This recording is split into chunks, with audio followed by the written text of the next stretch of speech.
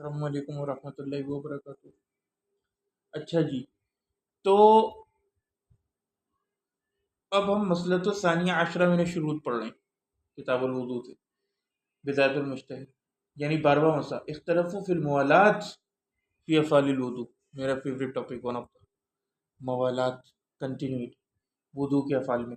فذهب مالک الی ان الموالات فرض مع الذکر ومع القدرہ ساقطۃ مع النسیان۔ امام اعظم امام مالک رحمہ اللہ نے کیا فرمایا کہ موالات فرض ہے اگر بندے کو یاد ہو تو، اور قدرت کے ساتھ۔ موالات کیا؟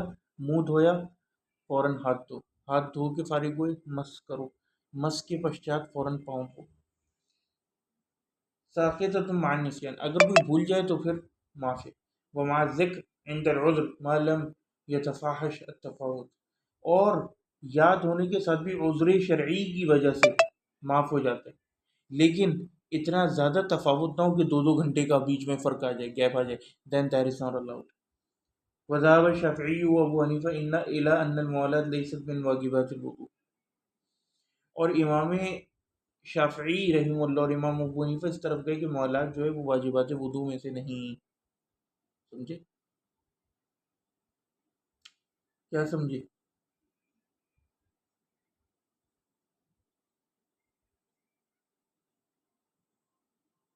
موالات وضو میں سے نہیں۔ اچھا، والسبب فی ذلک الاشتراک الذی فی الواو ایضا، وہ کہتے ہیں اور سبب کیا ہے، وہ از دا ریزن، وہ کہتے ہیں سبب یہ ہے کہ یہاں جو ہے نا لفظ واو کا معنی مشترک ہے، اس کی وجہ سے اختلاف ہوا ہے، کیونکہ آیت کیا ہے، یا ایھا الذین اعوذ باللہ من الشیطان الرجیم، یا ایھا الذین آمنوا اذا قمتم الی الصلاۃ فاغسلوا وجوہکم وایدیکم الی المرافق وامسحوا برؤوسکم وارجلکم الی الکعبین۔ تو یہ جو واو کا لفظ آئے اس کے مشترک معنی کی وجہ سے اختلاف ہوا ہے۔ کچھ لوگ کہتے ہیں کہ یہاں جو واو آیا ہے وہ ہے اینڈ کے معنی میں، کہ اور، لیکن اس سے وقت نہیں جڑا۔ کچھ لوگ کہتے ہیں کہ یہ واو جو ہے یہ موالات کے معنی میں آئے، کہ پھر کے معنی میں، کہ جب منہ دھو لو پھر ہاتھ دھو پھر سر کا مسح کرو پھر پاؤں دھو، تو کہتے ہیں فہو واجب۔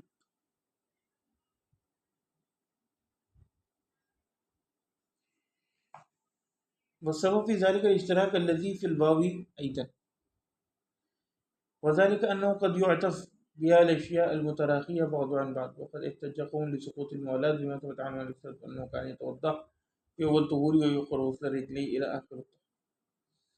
وہ کہتے ہیں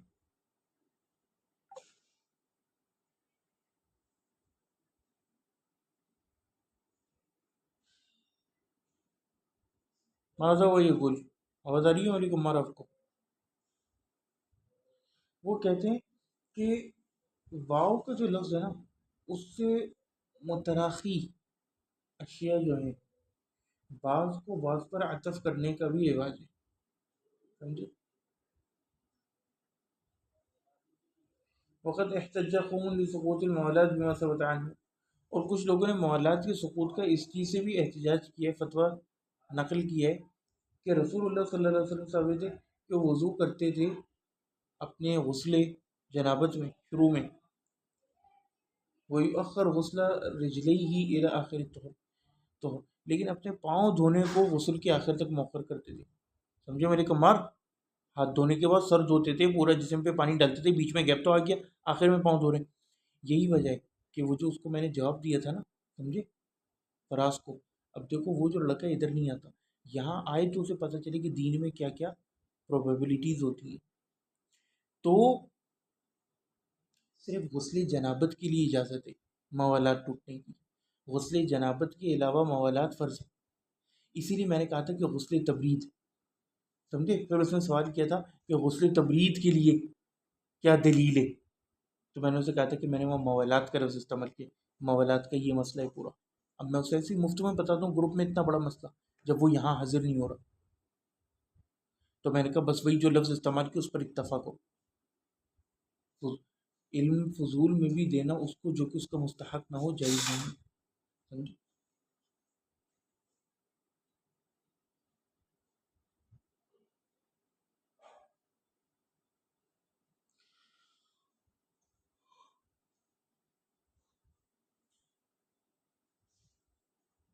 قرآن میں اس کا حکم واضح ضرور ہوتا ہے یا نہ یہ ہاں واضح ضرور ہوتا ہے. وہ کہتے ہیں کہ یہاں پہ واؤ جو آئے نا، کیونکہ واؤ جو ہے نا بیسکلی ہم نے پہلے پڑھ چکے ہیں ایک مسئلے میں، اس سے پہلے ایک مسئلہ گزرا تھا اس میں ہم یہ پڑھ چکے ہیں کہ موالات جو ہے نا، سوری واؤ جو ہے، یعنی ہم نے مسئلہ پڑھا تھا کہ کیا ترتیب واجب ہے یا نہیں. پوائنٹ سمجھ رہے ہو؟ اس میں ہم نے یہی پڑھا تھا کہ واؤ جو ہے نا وہ صرف چیزوں کے انواع کو ظاہر کرتی ہے کہ یہ بھی ہے، یہ بھی ہے، یہ بھی ہے. سمجھے؟ میں کہوں کہ انا ذهبت الى بیت عمار، کہ میں ملک عمار کے گھر گیا، وقت اکلت فیہا، اور میں نے اس میں کھایا، واکلت فیہ، اور میں نے اس میں کھایا، البریانی والقورمۃ، سمجھے، والسپیغتی والباستا وشربت القہوہ والبیپسی. کیا اس سے یہ لازم آتا ہے کہ میں نے پہلے بریانی کھائی پھر یہ کیا پھر کیا یہ کیا؟ نہیں، میں نے صرف یہ ذکر کیا کہ میں نے یہ چیزیں کھائی ہیں. اگر میں کہوں انا ذهبت الى بیت عمار واکلت فیہ البریانی ثم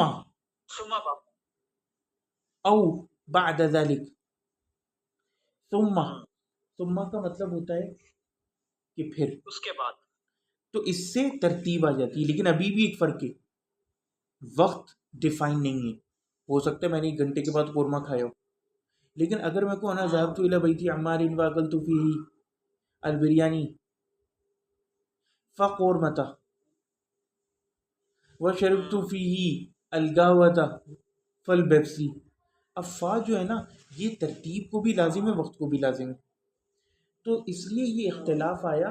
تو احناف کہتے ہیں کہ چونکہ فا نہیں آیا تو کہتے ہیں کہ نہ ترتیب واجب ہے، کوئی بندہ پہلے پاؤں دھو لے پھر منہ دھو لے، کہتے ہیں وضو ہو گیا. بات سمجھے؟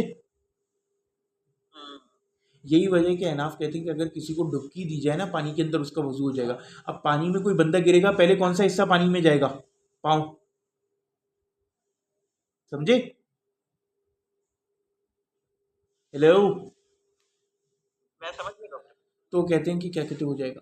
اسی طرح موالات کا مسئلہ. اچھا اب اس کی امپورٹنس کیا ہے؟ امپورٹنس ابھی آگے ایک مسئلہ آئے گا خفین پر مس کا، وہاں آپ کو اس کی امپورٹنس پتہ چلے گی.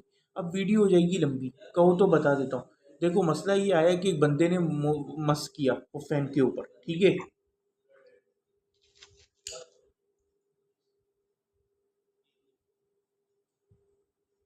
اب وہ کیا کرے مجھے بتاؤ. ماذا ہوا بیفعل؟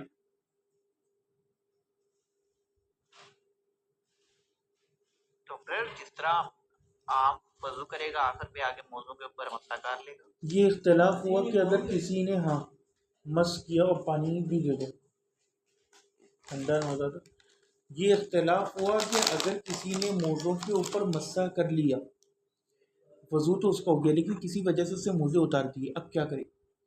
تو امام شافعی، امام ابو حنیفہ کہتے ہیں کہ جیسے وہ موزے اتارے تو پاؤں اگر اسی وقت دھو لینا تو وہ اس سے ایک وضو قائم رہے گا، موزے اتارنے سے محض وضو نہیں ٹوٹے گا. امام مالک بھی یہی کہتے ہیں. فرق کیا ہے دونوں میں؟ امام ابو حنیفہ اور امام شافعی کہتے ہیں کہ اگر ایک بندے نے موزے اتارے لیکن اس نے بیچ میں پادا نہیں، یعنی کہ ہوا خارجی نہیں کری، یا پیشاب پخانہ نہیں کیا، سمجھے، یا سویا نہیں، تو وہ 10-15 منٹ کے بعد بھی پاؤں دھو سکتا ہے. He is still in that condition. کیوں؟ موالات کا مسئلہ آ گیا. اب سمجھے فتویٰ کتنا دور تک جاتا ہے. امام اعظم امام مالک رحمہ اللہ کہتے ہیں کہ جیسی موزے اتارے گا اسی وقت اس کو پاؤں دھونے ہوں گے، ورنہ اس کا وضو ٹوٹ جائے گا کیونکہ موالات نہیں رہی. سمجھے؟ یہ مسائل ہوتے ہیں شریعت میں، اس طرح مسائل جڑے ہوئے ہوتے ہیں. اب وہ لڑکا جو ہے، کیا میں بولوں یہ ویڈیو یوٹیوب کے اوپر ویڈیو چڑھے گی تو نام نہیں لینا چاہیے. وہ جو گروپ میں ایک لڑکا کے فضول کے سوالات کرتا ہے اس کا یہی مسئلہ ہے کہ اب یہ بتاؤ یہ علم ہے، یہ کیا نعوذ باللہ پاگل ہے، اتنی موٹی موٹی کتابیں لکھی ہیں، یہ سارے مسائل ہیں. کیا دلیلیں بتائیں موالات کی؟ تمہارے باپ کے نوکر ہیں کہ تمہیں دلیلیں بتاتے ہیں بغیر پیسے کی؟ یا تو گرو دکشنا دو. ہندوستان میں ایک رواج ہے کہ جب بھی آپ اپنے گرو کے پاس جاتے ہو نا، یا مہینے میں ایک بار کم از کم، آپ نے اسے گرو دکشنا دینی ہوتی ہے، عطیہ. کچھ کھانا پینا، بھوجن، کپڑے، وسطر، سمجھے، یا پیسہ، کیونکہ وہ آپ کو گیان دے رہے. یہاں یہ روایت ہے نہیں. مفت میں واٹس ایپ پہ مسئلے بتاتے رہو اور کتابوں کے نام بتاتے رہو، پیسہ کچھ نہیں ملتا. سمجھے؟ یا تو پیسہ ملے تھوڑا بہت. ڈاکٹر حنابلہ کا بھی یہی موقف ہے نا کہ معاملات فرض ہے. لا ادری لا ادری. اچھا جی، تو کہتے ہیں دوسری دلیل احناف کی کیا ہے؟ وہ وہی جو میں نے آپ کو کہی کہ غسل جنابت میں مؤخر کیا تھا پاؤں کو، اور شوافی کی. لیکن مالکی یہ کہتے ہیں کہ یہ صرف غسل جنابت سے ریلیٹڈ ہے. انه كان يتوضا في اول طهوره ويؤخر غسل رجليه الى اخره في صحيح البخاري وغيره. وقد يدخل الخلاف في هذه المسألة ايضا في الاختلاف. وہ کہتے ہیں اس کے اندر ایک اور اختلاف بھی ہے، في حمل العفال على الوجوب او على الندب.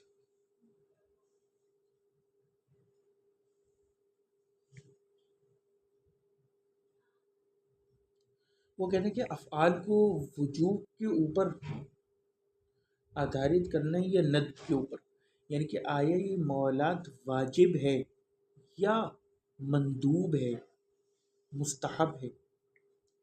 وہ کہتے ہیں وہ انما فرق مالک بین عمد النسیان. وہ کہتے ہیں البتہ امام مالک نے عامد اور نسیان یعنی جان بوجھ کر اور بھولنے والے میں فرق کیا. یعنی بھولنے والے کے لیے انہوں نے اجازت دی تھی، ورنہ جو سختی کرنے والے اہل ظواہر ہوتے ہیں وہ کہتے ہیں کہ بھولنے والے کے لیے بھی اجازت دی. لأن الناسی الاصل فيه في شرع انه معفو عنه. وہ کہتے ہیں کیونکہ شریعت میں ناسی جو بھولنے والا ہوتا ہے اس کا شریعت میں حکم کیا ہے کہ وہ معاف ہے.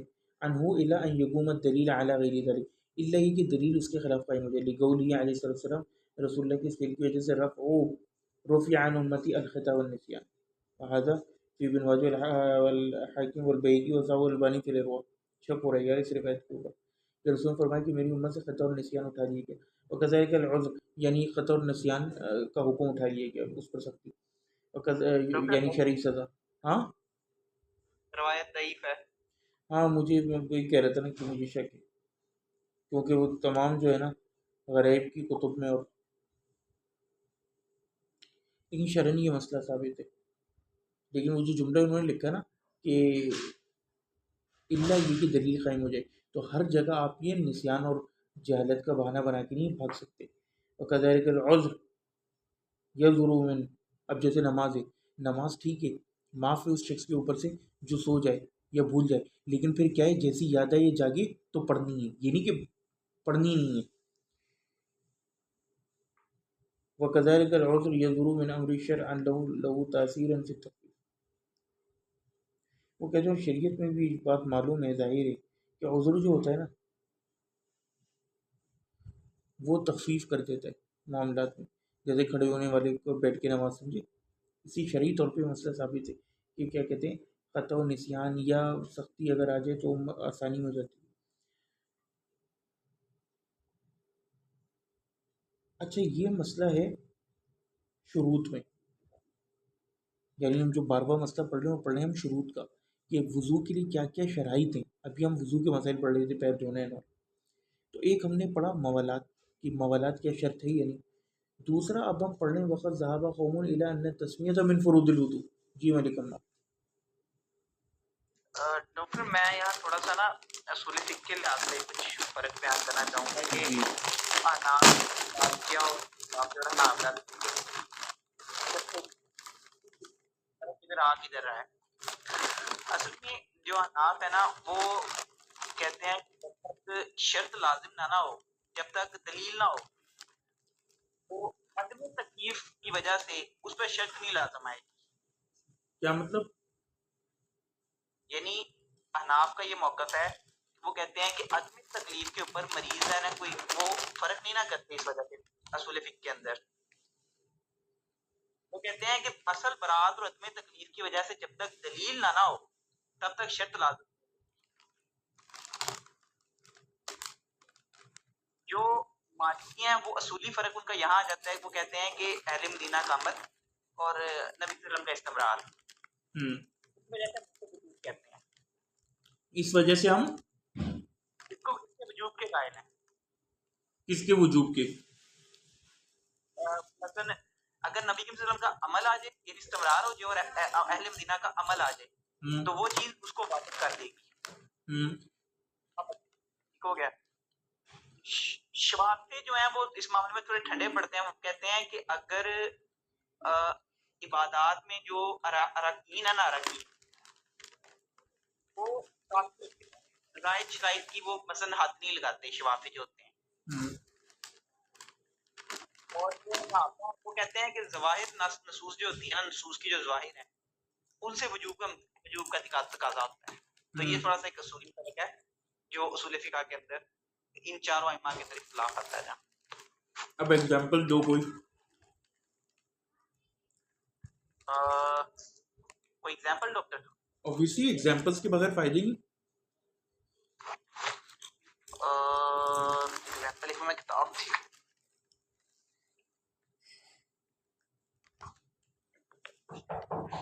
جی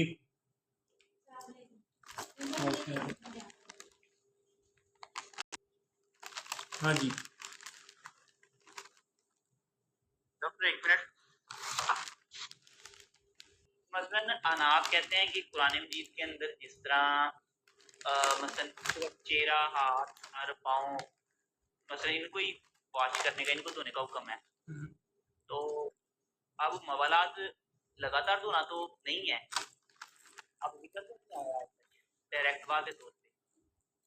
تو جب قرآن کا موج ہے کہ تو پھر ہم واجب نہیں کہتے. مثلا اس کی ہم ایک مثال ایک ایسے لے لیتے ہیں کہ استاد آپ کو کہتا ہے کہ یعنی آپ مجھے کہتے ہیں کہ اپنا نام لکھو. ٹھیک ہو گیا. اور اگر وہ یہ کہے کہ مثلا اس کو ایک لائن میں نہ لکھو، اگر وہ یہ نہ کہے کہ اس کو ایک لائن میں نہ لکھو تو اس کا مطلب یہ ہے کہ آپ اس کو ٹکڑے ٹکڑے کر کے بھی لکھ سکتے ہیں. تیرے حکم تو پورا ہوگا مثلا، یعنی عدم تکلیف ہے. ٹھیک ہو گیا. نہیں ہے لازم. ہو گیا. اب مالکیہ یا حنابلہ مثلا وہ کہتے ہیں کہ اللہ کے نبی صلی اللہ علیہ وسلم کیونکہ لگاتار وضو کرتے تھے، وہ کہتے ہیں کہ ظواہر نصوص اور جو اہل مدینہ کا عمل ہے مالکیہ کے ہاں اور حنابلہ کہتے ہیں کہ ظواہر نصوص سے ہمیں یہی بات پتہ چلتی ہے کہ جب ایک عمل اللہ کے نبی نے لگاتار کیا ہے تو وہ لازم ہے. ٹھیک ہو گیا. مثلا یہ اس کو ہم اگر ہم اس کو ایسے ڈیفائن کریں کہ ہاں اسی استاد والی مثال لے لیتے ہیں، اس کا خلاف نبی کریم صلی اللہ علیہ وسلم سے کبھی بھی ثابت نہیں. ہاں ٹھیک، اللہ کے نبی کے خلاف ثابت نہیں. ظاہر نصوص اور مالکیہ کہتے ہیں کہ اہل مدینہ کا عمل. لیکن اس میں ایک اور بات بھی ہے، رکو، اس میں ایک اور بات بھی ہے. اصل مسئلہ پتہ ہے کیا ہے؟ وہ ہے واو کا اشتراک. کیوں؟ کیونکہ مالکیہ حنابلہ کو ہٹا کے مالکیہ، شوافی اور احناف ان تینوں کے ہاں منہ میں پانی ڈالنا کلی اور ناک میں مستحب ہے، جبکہ نبی کریم صلی اللہ علیہ وسلم کی صفت سے صفت وضو علیہ الصلوۃ والسلام یہ ثابت ہے کہ رسول اللہ نے تو ہمیشہ کلی کی اور ناک میں پانی ڈالا. یہی وجہ ہے کہ حنابلہ اس کو واجب کہتے ہیں. اس لیے صرف یہ مت کو کہ اہل مدینہ کا عمل، آپ کو یہ دیکھنا پڑے گا کیونکہ پھر یہاں اہل مدینہ کا عمل کہاں گیا اور کنٹینیوٹی. اس لیے بہت سارے فیکٹرز انٹو پلے ہوتے ہیں. چلو بیان کرو. ڈاکٹر جو حنابلہ کا عمومی طریقہ ہے نا وہ یہی ہے، وہ اس کی مثال ہی آپ کو دیتا ہوں کہ ایک ٹیچر ہے وہ اپنے اسٹوڈنٹ کو کہتا ہے کہ وہ مثلا کلاس میں آتا ہے، کلاس میں آ کے ڈیلی روٹین سے ایک کام کروا رہا ہے. ٹھیک ہو گیا. اور وہ اس کی روٹین وہی ہے، کبھی اس نے اپنا طریقہ کار نہیں بدلا. تو ظاہری نصوص سے تو یہی بات سمجھ میں آتی ہے کہ یہی طریقہ ضروری ہے کیونکہ استاد نے کوئی اور طریقہ بتایا نہیں. ٹھیک ہو گیا. وہ ہم نے مثال ڈسکس کر لی نا، کلی اور ناک میں ہاں پانی جی اور موالات کی. دیکھو ایک بات بتاؤں میں تمہیں مری کمال، تم اب فقہ پڑھ رہے ہو نا، جی جی ہمیشہ جب بھی ٹاپک کے نوٹس بنائے کرو، یا تو ادھر ہی انہوں نے کوئی شرعی مسئلے سے ایگزامپل دی ہوگی، یا ایگزامپل کو بھی ساتھ لکھ لیا کرو. کیونکہ دیکھو فقہ ایک تو ویسی مشکل چیز ہے، حدیث کی طرح یہ آسان تو نہیں، کیونکہ حدیث تو اور بندہ بخاری مسلم اٹھا کے شروع ہو جاتا ہے. فقہ کوئی وجہ ہے کہ رسول اللہ نے فرمایا کہ اللہ جس کے ساتھ من بھلائی کا اراد ارادہ کرتا ہے اسے اللہ فکس تھا. بھی خیرہ فیفقہہ فی الدین، او کما قال نبی صلی اللہ علیہ وسلم. چلو اللہ. تو اب کما قال نبی صلی اللہ علیہ وسلم، تو سوال یہ پیدا ہوتا ہے کہ دیکھو یہ تو صرف چند خاص لوگوں کو پراپت ہوتا ہے فقہ کا. اب مسئلہ یہ ہوتا ہے کہ بدایت المجتہد ہمارا پڑھنے کا جو بیسک مقصد ہے نا، وہ یہی ہے کہ ہم بدایت المجتہد میں ساتھ میں ایگزامپلس پڑھتے، لائیو ایگزامپلس. الفہم؟ نعم چلیے بتائیے اگر کچھ اور بچا ہے تو. وہ تو کچھ نہیں ڈاکٹر، بس یہی ہے، باقی کچھ ٹھیک ہے. تو وہ کہتے وقت ذهب قوم الى ان التسمیہ من فروض الوضوء، کہ قوم اس طرف گئی ہے کہ نماز میں بسم اللہ کہنا جو ہے وضو میں، وضو کے شروع میں یہ وضو کے فرائض میں سے. اچھا اس میں ایک روایت آئی ہے لیکن وہ معدول ہے، یہ بات بھی سمجھنا پڑے گی. واحتجوا لذلك بالحدیث المرفوع وهو قول علیہ صلی اللہ وضوء لمن لم يسم اللہ، کہ کسی کا وضو نہیں، اس چیز کا وضو نہیں جب تک کہ اللہ کا نام نہ لے. تو ان لوگوں نے اس حدیث سے، حدیث مرفوع سے حجت قائم کی ہے. وحاصل روایت فی ابو داود وابن ماجہ والحاکم وحسن والبانی فی صحیح ابن ماجہ. ابو داود میں 101 نمبر پر ملک عمر کڈو حدیث میں دیکھو امام ابو داود نے کوئی کمنٹ کیا ہے اور شیخ شعبہ النوت کا حکم بتاؤ، اور حافظ زبیر علی زئی اور علامہ البانی کا تو ہمیں تحسین پتہ چل گئی. اور تحسین جو ہے نا متاثرین کی، وہ عموماً پرابلمٹک ہی ہوتی ہے. بات وهذا الحدیث لم یصح عند اہل النقل. اب دیکھو یہ صاحب مجتہد نے، بدایت المجتہد نے خود کہہ دیا کہ یہ حدیث صحیح نہیں ہے اہل نقل کے نزدیک. اور اہل نقل سے مراد نقاد محدثین ہیں ٹاپ لیول کے. وقت حملہ بعضهم على ان المراد بھی النیہ، اور بعض لوگوں نے اس کو نیت پر معمول کیا کہ اس سے مراد نیت ہے، کہ جو نیت شوڈ بی پریزنٹ. وبعضهم حملہ على الندب فيما احسب، وہ کہتے ہیں اور جو میں گمان کرتا ہوں کہ بعض لوگوں نے اس کو ندب پر بھی معمول کیا، یعنی کہ انه مستحب لیس بواجب. فهذه مشہورات المسائل التي تجرى من هذا الباب مجرى الاصول. وہ کہتے ہیں کہ یہ مشہور مسائل میں سے ہے جو اس باب میں چلے ہیں اور جن پر اصول کا مجرا ہے. وہیا کما قلنا متعلقۃ، وہ کہتے ہیں اور یہ جیسے کہ ہم نے کہا کہ ان کا تعلق ہے اما بھی صفات افعال حاضر طہارہ، یا تو اس طہارت کے افعال کی صفات سے، و اما بھی تحدید مواضع، یا پھر اس کے مواضع کی تحدید کی، ہاتھ کہاں سے کہاں تک چہرہ کہاں سے کہاں تک دھونے. و اما بھی تعریف شروط، یا ایک منٹ میں کمر، یا پھر اس کی شروط کی تعریف کے ساتھ، وہ ارکان ہوا وسائل ما ذکر، یا اس کے ارکان یہ سب کے ساتھ جو ہم نے ذکر کیا. جی اسنادہ ضعیف عند شیخ شیبہ ارنوت لأن یعقوب بن سلمہ جہل وهو لیسی والجہالة والدہ ایضا. وقال البخاری لا يعرف لسلمہ سماع من ابی ہریرہ ولا یعقوب من بن ابی سلمہ. ضعیف ہے، مجہول ہے. نعم اور حل قال شیء ابو داود، لا. ٹھیک ہے. اب ترمذی کھولو، ترمذی کی حدیث نمبر 25. اقرا کلامہ. نعم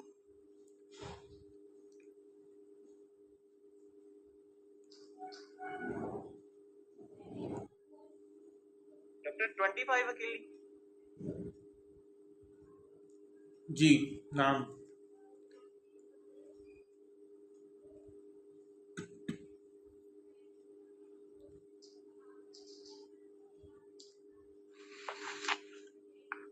ڈاکٹر 25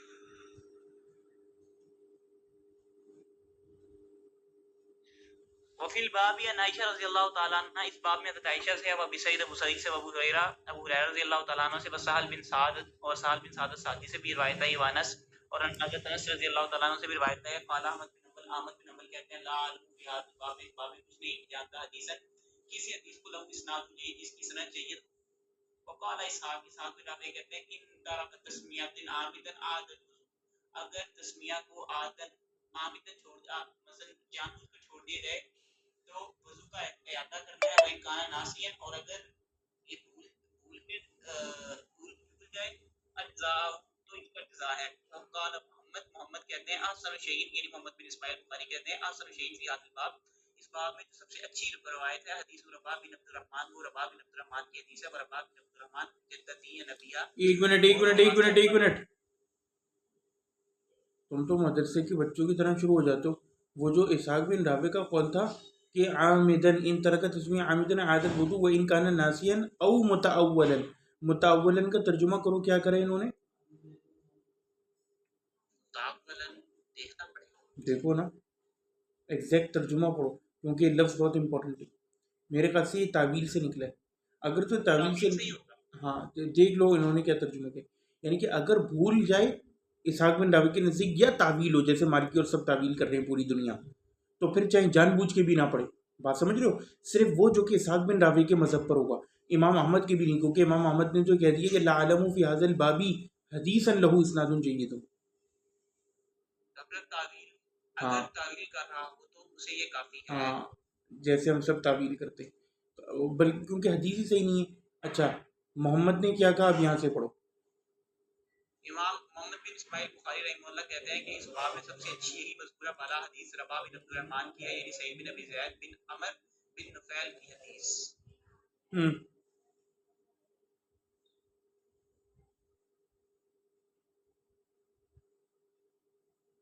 ثقال المریو اسمہ، اور ثقال المریو اس کا نام ہے سمامہ بن حسین، اس کا نام سمامہ بن حسین ہے، اور رباح بن عبد الرحمن ہوا ابو بکر بن حویتب، اور رباح بن عبد الرحمن کو ابو بکر بن حویتب ہے، منہم من روا هذا الحدیث، ان میں سے جنہوں نے اس حدیث کو روایت کیا، فقال تو انہوں نے کہا نبی بکر بن حویتب، تو انہوں نے کہا ابو بکر بن حویتب کے واسطے سے، فنسبہ الی جدی، تو انہوں نے نسبت دی اس کو اس کے دادا کی طرف۔